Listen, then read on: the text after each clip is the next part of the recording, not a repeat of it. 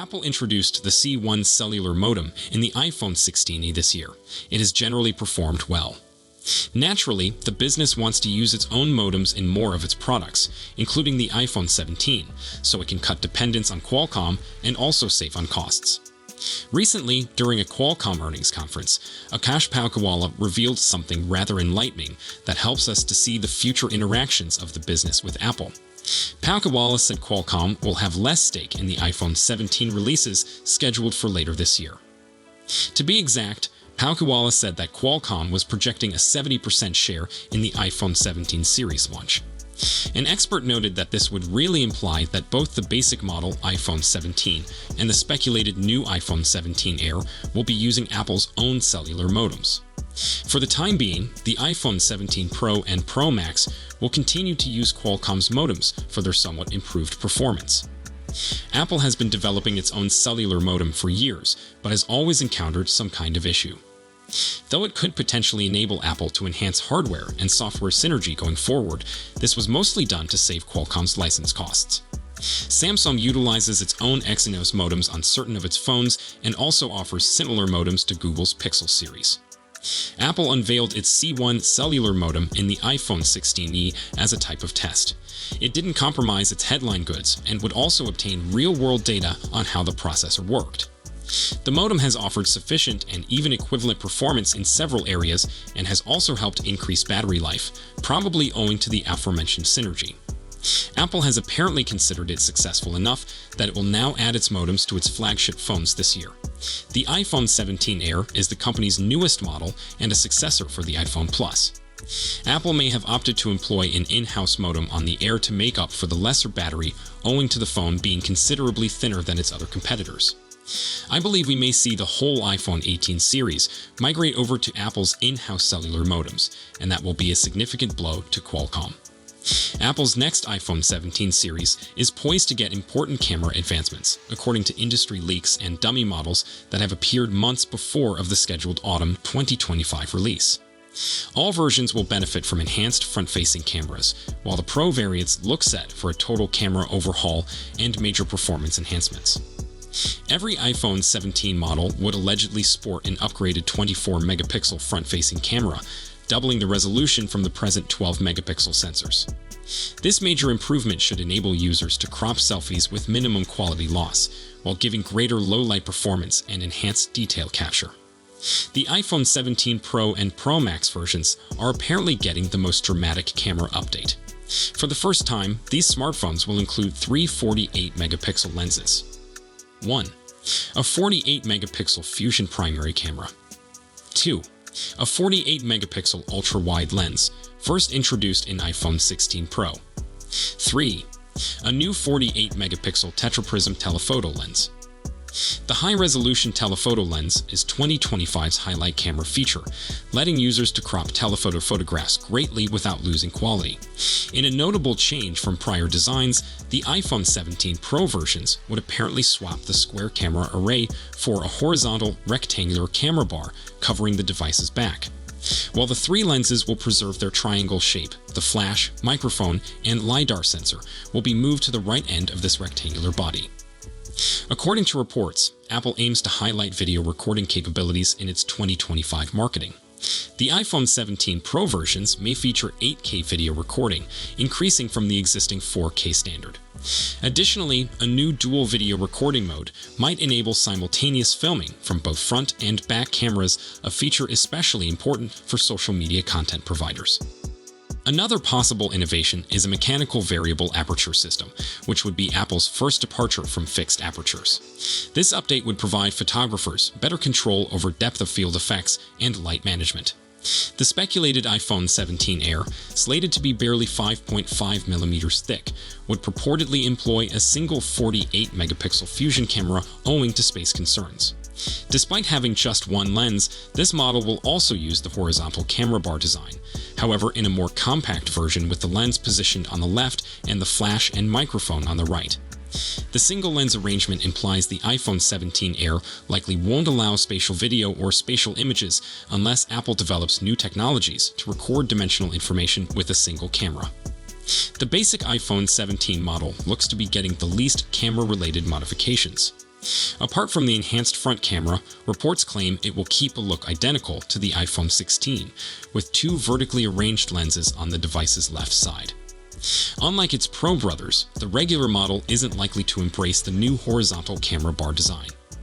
Current intel suggests the iPhone 17 will continue feature a 48-megapixel fusion primary lens combined with a 12-megapixel ultra-wide camera. However, sensor enhancements remain probable. While these data come from normally credible sources, like casemakers and supply chain leaks, official specs won't be verified until Apple's formal announcement planned in September 2025. Apple announced the iPhone 16e yesterday, and the handset uses Apple's first ever self-developed 5G modem, replacing the Qualcomm modems in existing iPhones. Apple will supposedly continue this pattern of building critical networking chips in-house, and a fresh story today says that the whole iPhone 17 family, arriving this autumn, will have Apple's first self-developed Wi-Fi chip. This would replace the Broadcom chips Apple now uses. The revelation comes from Ming-Chi Kuo, always in the know when it comes to Apple's supply chain in Asia. Interestingly, he observes that the iPhone 17 Air will not only employ the Apple Wi-Fi chip, but also the Apple C1 modem that made its debut with the iPhone 16e. The iPhone 17, iPhone 17 Pro, and iPhone 17 Pro Max, meanwhile, will combine Qualcomm modems with Apple's Wi-Fi chip. This is certainly a highly conscious cost reduction strategy, since in the long term, investing in producing such chips in-house would save Apple a lot of money it's now paying Qualcomm and Broadcom. But according to Kuo, it's not just all about money. The transition to the in-house Wi-Fi chip would also enhance connectivity across Apple devices, whatever that means. Bringing an M14 display to iPhone 17 Pro and iPhone 17 Pro Max isn't really news. Both iPhone 16 Pro and 16 Pro Max already have them. What's fascinating is that ED News reports the whole iPhone 17 range will receive the Samsung-made screens, including the iPhone 17 and iPhone 17 Air. Considering the display is one of the things we regularly complain about non-Pro iPhones, the chance that they're receiving a much-needed improvement is rather intriguing. Especially given claims that the non-Pro variants may also feature an LTPO panel and a faster refresh rate than 60 Hz.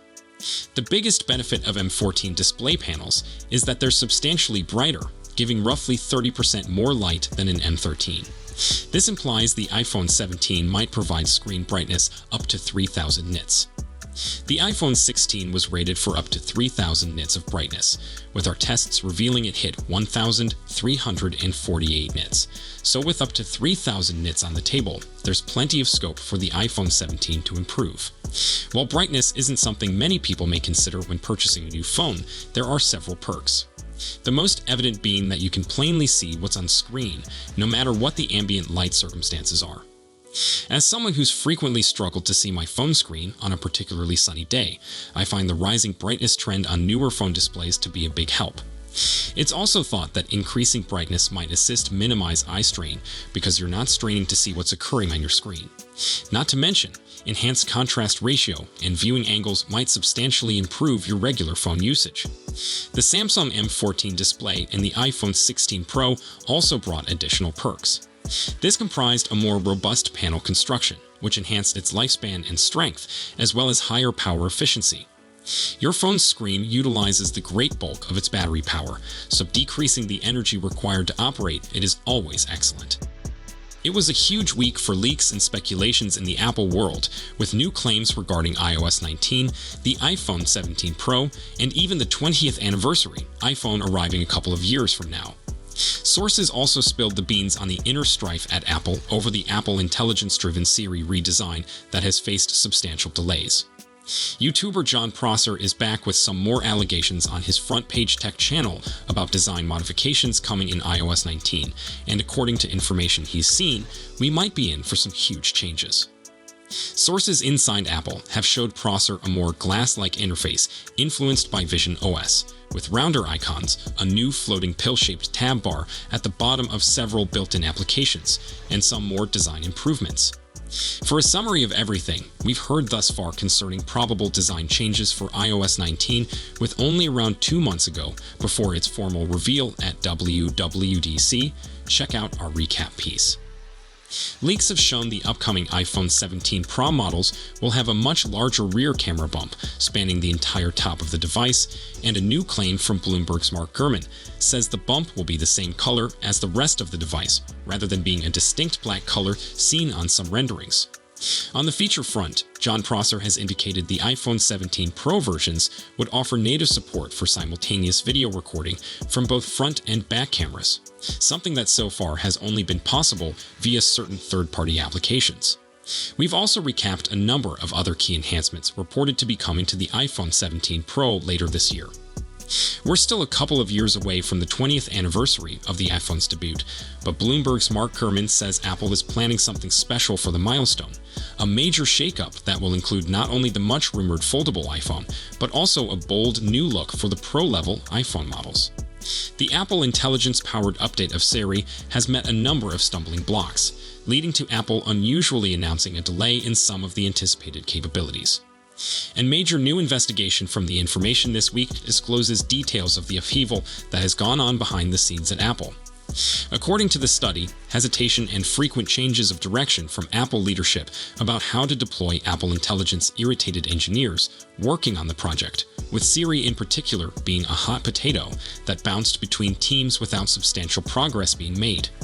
So, if you have any questions or comments, please leave them down below.